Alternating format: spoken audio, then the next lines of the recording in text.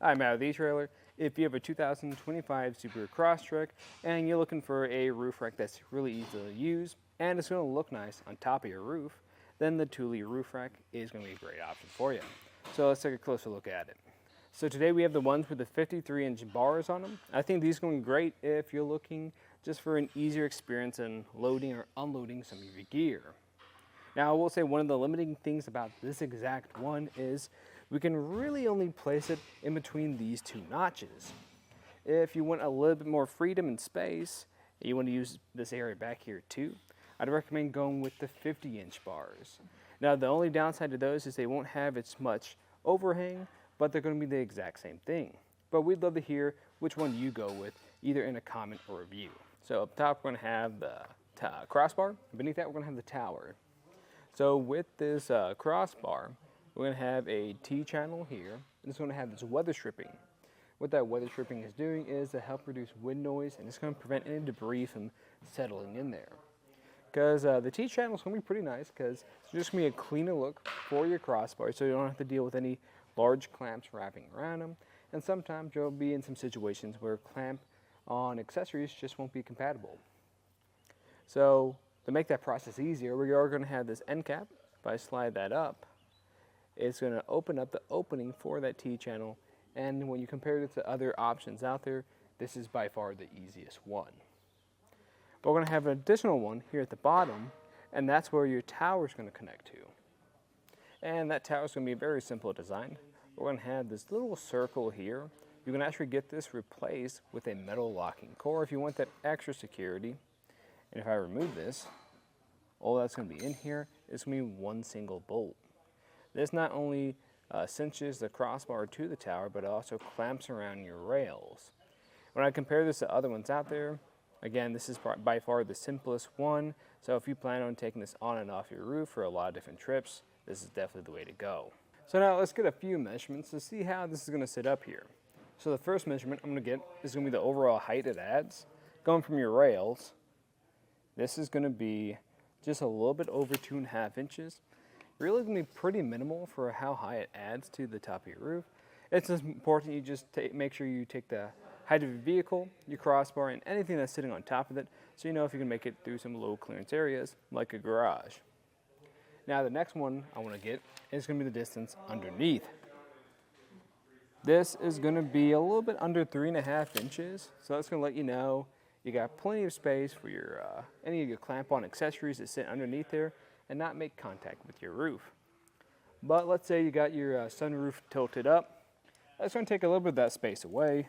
So if I come over here, that's going to sit at a little bit under 2.5 inches. So you're going to lose an inch of clearance there. So if you have any larger clamp-on accessories, they should still fit. They just might be a little bit tighter to really work around if you have that sunroof open. I'm going to get two more measurements. The first one I'm going to get is going to be that overhang. So this is going to be just about 4 inches of usable space, which is pretty good. That's going to allow you to put your gear closer to the side, and it's going to make loading and unloading a bit easier. The second one I want to get is going to be the crossbar spread. So going to the back of one to the back of the other, that's going to be 19 inches, which is pretty limiting. You can get some stuff up there, but you won't be able to use your full roof. I tried, it's just because the channels on the bottom of these crossbars aren't long enough. I'll show you what I'm talking about. If I grab these two right here, you can tell this is not one continuous bar that goes all the way across. So if you want to use your full roof, I'm going to give you two recommendations. You can use the 50-inch Thule crossbars. Again, they're going to have all the same features, and they're going to look good. You can use that full roof. You just won't have that extra 3 inches of overhang, which, in all honesty, isn't that much more. Now, the other one I'm going to recommend is going to be the Yakima one, because this is going to have one continuous channel that goes across. You're not going to be limited on what size crossbar you can use, so you can really put anyone up here. Now when it comes to how much this can hold on top of your roof, what's most likely going to be the limiting factor is going to be your roof itself. So what I'd recommend doing is finding that in your owner's manual and then comparing it to the roof rack itself, and then go from the lowest rated component. In my opinion, this is probably one of my favorite roof racks just because, like I said, it looks nice, it's easy to use. And in all honesty, I'd recommend going with the 50-inch bars since you will have more space you can use on top of your roof. If you are curious about the installation, both of them are going to be the exact same process, so I can show you that now. So the first thing we want to do is lay out all our parts. Now you'll probably notice I'm missing a few things. That's because I already got one of the crossbars installed, but they're both going to be the same process. So what we're going to have here are going to be the towers. You're going to have 2 of those per set and their end caps. We're also going to have this tool that tightens those down, and we're going to have the crossbar. I do recommend grabbing a measuring tape just so you can make sure everything's squared off. Now the first thing we're really going to be doing is going to be connecting these towers to the crossbar. So to do that, we're going to come to the crossbar and we're going to just flip it upside down, and we're going to come to the end of it. To take off these end caps, all I got to do is press this button here, pull on it, removes. With the crossbar, or the tower, we're going to have 2 tabs and also some gaps here. These tabs are going to slide into this channel here, just like so. The way you put this in is you want to make sure the spot with the little rubber pad here is facing on the inside and that bolt is facing on the outside. Once you've done that, you can put your end cap back on and repeat that on the other side. So let's put this on top of your roof now. So you want to make sure that this thicker side is facing forward. You can also tell we have some arrows facing forward too. And we're just going to lift up there. If you're struggling with this, you can grab a friend, but I find it pretty easy to do yourself too.